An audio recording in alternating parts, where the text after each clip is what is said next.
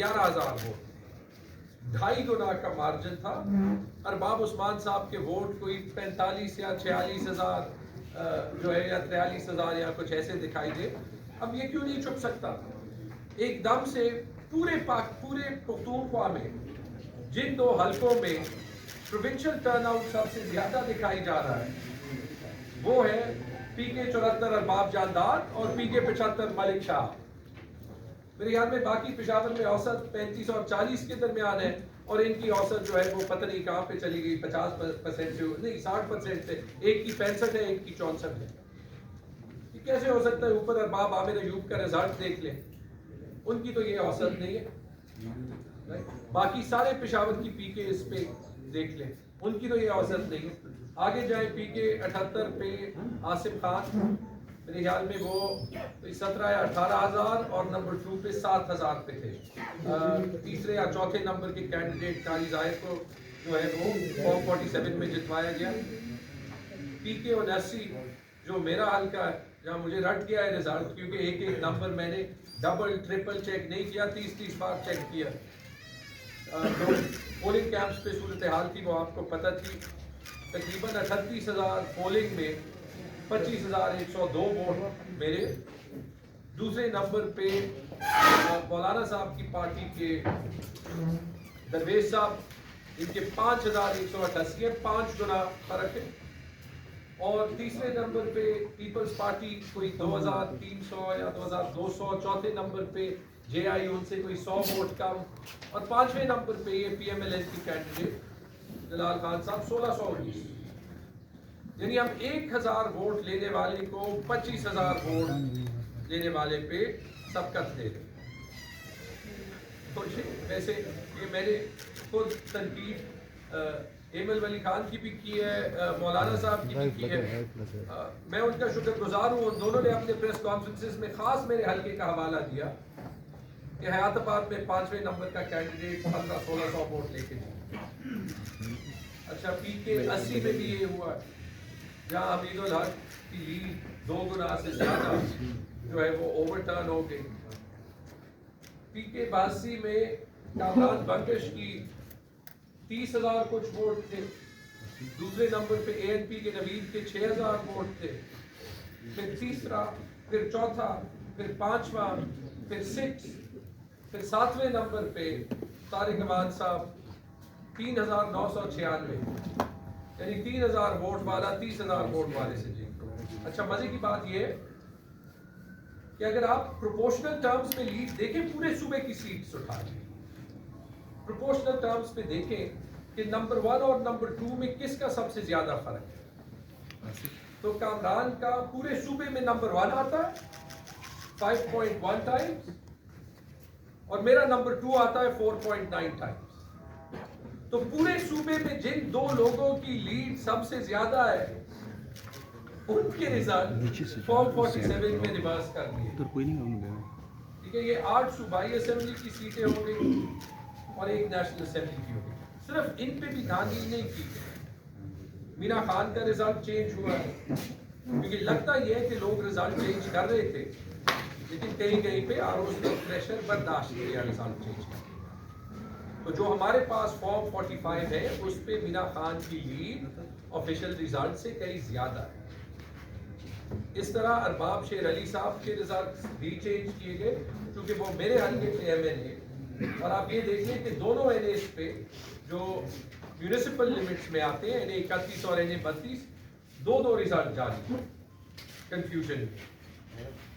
एक में तकरीबन सही रिजल्ट, आसिफ खान की गुलाम बिलोर साहब पे लीड, और अरबाब शेर अली की जो लीड थी, और दूसरे में दोनों के 40-40, 50-50 वोट हजार दिखाई गए।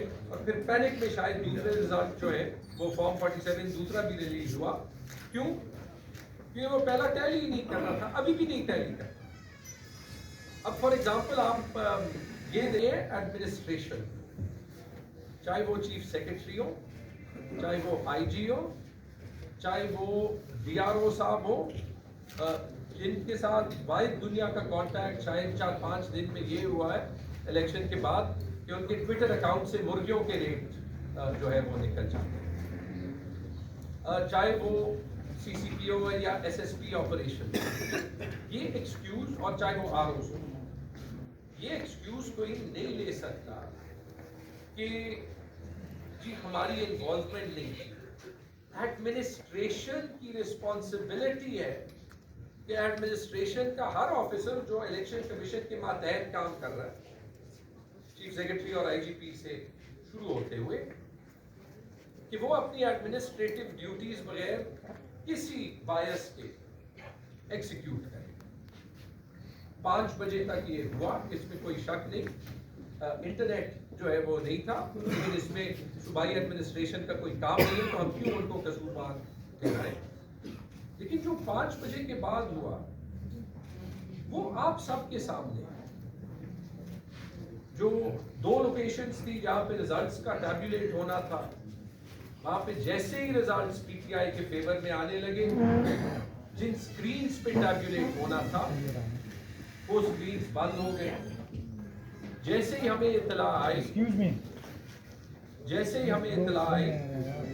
हम सारे कैंडिडेट्स वहां पे पहुंच गए, जिम्मेदारी दिखाते हुए, क्योंकि हम सब ये कर सकते थे। हम हजारों, मेरी कॉलीग्स की भी ऐसे हुई, जब उनको रिजल्ट्स भी सुनाए गए पोलिंग स्टेशंस के, मेरे वकील ने सुनाए, मैंने पूछा उनसे कि ये सच है या मेरे सारे पोलिंग एजेंट्स ने मुझे झूठ बोला है, क्योंकि अगर उन्होंने मुझे झूठ बोला है तो फिर तो मुझे उनकी क्लास लेनी चाहिए, तो ये तो मुझे चेक करना पड़ेगा। रिजल्ट तो बनाया आपने, आपके क्या मतलब आपको चेक करना पड़ेगा। तो इस टाइप की कॉन्ट्रडिक्शन अभी सॉल्व नहीं है। आज हाई कोर्ट में भी केस हुआ, उन्होंने हमें ये बताया कि चूंकि अगर अभी भी इंसाफ ना हो तो हमारे पास वाहिद रेमेडी दोबारा इलेक्शन कमीशन जाना है। हम अभी ROs के ऑर्डर्स के मुंतज़िर हैं, जहाँ पे किसी के सामने, अगर किसी के सामने फॉर्म 47 जो है वो टैब्यूलेट हुआ हो यहाँ पे, तो वो प्लीज बता दो। किसी के सामने नहीं हुआ तो वो फॉर्म 47 इलीगल है, उनकी कोई कानूनी हैसियत ही नहीं। आप ये देख लें कि लेट्स से अगर कहीं पे वो फॉर्म 49, में आपको अगला मसला बता देता हूँ और फिर मैं जो है वो क्वेश्चंस के लिए ओपन करता। लेट्स से कि कोई ये फॉर्म 49 इशू करे, उसके बाद मेरे ख्याल में फॉर्म 48 है जिसमें पोलिंग स्टेशन वाइज रिजल्ट आता है, एम आई राइट? ठीक है, फॉर्म 48 में इनको हर पोलिंग स्टेशन के रिजल्ट जो है वो नकली डालने पड़ेंगे। अब हर हल्के पे, मेरे हल्के पे 66, उसमें सबसे रजिस्टर्ड वोटर्स कम है, किसी पे 90, किसी पे 100 प्रिजाइडिंग ऑफिसर्स हैं, उन्होंने हमें साइन दिए, बहुत सौ ने अंगूठे लगाए हैं, कोई उनसे फेक सिग्नेचर ले भी लेगा तो वो ये हो नहीं सकता कि ये जो 2000 और प्रिजाइडिंग ऑफिसर्स हैं कि इनमें से एक बड़ी तादाद, क्योंकि इनको प्रोसिक्यूशन का डर होगा, ये सच बोलेंगे कि हमारा रिजल्ट तो ये नहीं था। पैसों की बात हो रही है, इसका हल एक ही है, बहुत सिंपल, कि कानून को फॉलो करें, वरना कानून जो है वो खुद ब खुद उन सबको जिन्होंने इलेक्टोरल फ्रॉड किया या इलेक्टोरल फ्रॉड अबेट किया, यानी उसकी मदद की, उसको फॉलो, उसको कानून खुद ब खुद फॉलो करेगा। बहुत बहुत शुक्रिया। तैमूर साहब, आप DC के खिलाफ तो वो कर रहे हैं, लेकिन DC में इतनी हिम्मत है कि वो खुद से ये करे, जबकि आप सूबे में वज़ारत आला के मुतवक्का उम्मीदवार भी हो, तो इसके पीछे कौन हो सकता है? आप उसका नाम क्यों नहीं लेते? पीछे कौन है जो इतना सब कुछ कर रहा है? नहीं, मैं 2 बातें बता दूं। मैं जहाँ तक वज़ारत आला के उम्मीदवार की बात है, खान साहब ने अपना फैसला सुना दिया, बात खत्म हो गई। हम सब ने उसको सपोर्ट करना है और सूबे की खिदमत करना। और मेरे ज़ाती ख्याल में, शेर अली साहब कमेंट करना चाहते हैं, लेकिन मेरे ज़ाती ख्याल में जिसकी जो रिस्पॉन्सिबिलिटी बनती है वो अपनी रिस्पॉन्सिबिलिटी निभाए, तो आगे पीछे का हमें फिक्र करने की ज़रूरत नहीं होगी। मैंने अपने 5 साल हुकूमत में ये नहीं देखा कि आप किसी भी सरकारी अफसर के जब बहुत स्ट्रॉन्ग भी केस हो तो आसानी से कोई एक्शन ले सकते हैं, डिसमिस करना तो दूर की बात। तो ये कोई बड़ी बात नहीं थी, बल्कि آپ نے مجھے ایک پوائنٹ یاد دلایا جو پی ٹی آئی کو مینڈیٹ خیبر پختونخوا میں تاریخی ملا ہے. اگر بہت سے آر اوز نے، بہت سے ڈی سیز نے بہت سا پریشر نہ برداشت کیا ہوتا تو یہ مینڈیٹ ممکن نہ ہو. تیمور صاحب شیر علی صاحب جس الیکشن سے آپ کا ضلع ہے دوبارہ عدالت نے اس کے الیکشن کمیشن کو آپ کے کیسز حوالے کر دیے ہیں، تو اب آپ کی کیا توقع ہے؟ ہمارے پاس چوائس کیا ہے؟ شیر علی صاحب کو شیئر کر رہے ہیں. شیر علی صاحب ادھر شفٹ ہوں گے، نظر نہیں آئیں گے. وہ غلط دکھ رہا ہے، یہ چیزیں دور عالم حل کی. نیاز علی بسم اللہ الرحمن الرحیم. دیکھیں میں شیر علی ارباب اور NA-31 کا ابھی فی الحال تک MNA الیکٹ ہوں. اب کل کا نہیں پتا، بکاز آپ کو پتہ ہے اس طرح کا کاغذ آگے پیش ہو رہے ہیں. فی الحال کو کل ڈپٹی کمشنر کو جو ہے سپورٹ حاصل تھی اپنے ایک اور دو اسٹیپ آفس،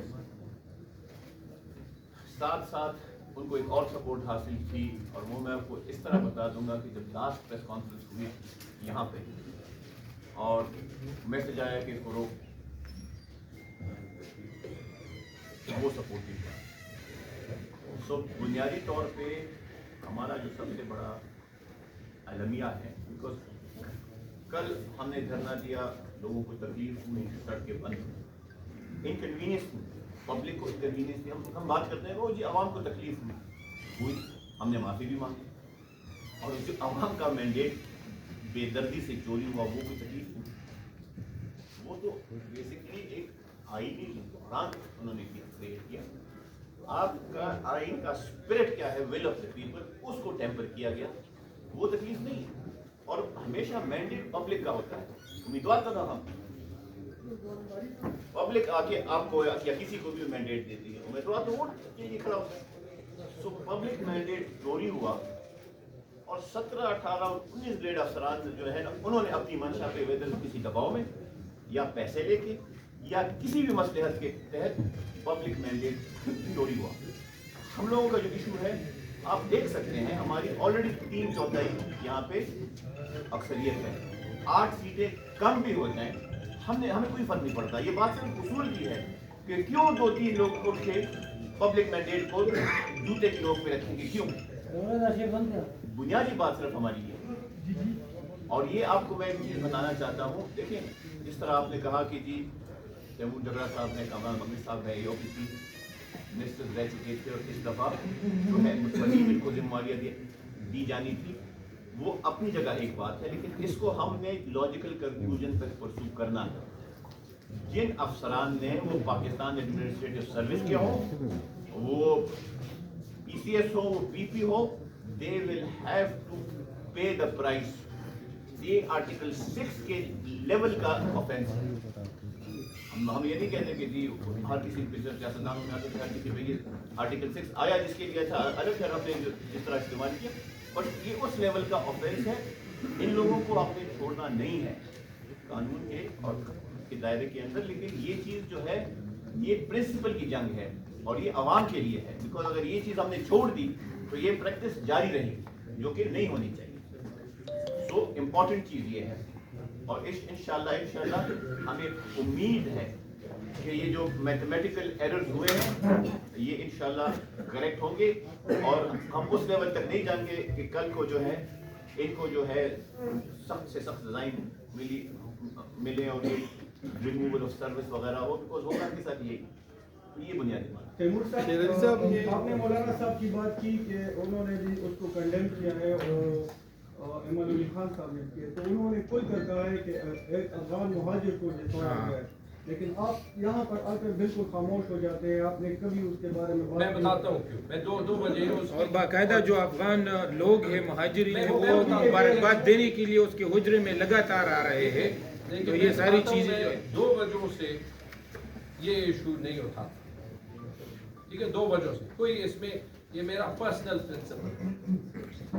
پہلی وجہ یہ ہے کہ میں الیکشن عمران خان کے نام پہ جیتا ہوں، اس کا اس کی ڈوئل نیشنلٹی سے کوئی تعلق ہے ہی نہیں. ٹھیک ہے، حالانکہ حیرت کی بات ہے کہ ایمل خان یہ کہہ رہے ہیں، ٹھیک ہے، آپ کو ANP کا ہاتھ کیوں لرز رہے تھے، ان کی زبان جو ہے وہ کیوں خشک تھی، ان کو سمجھ کیوں نہیں آ رہی تھی، آدھے گھنٹے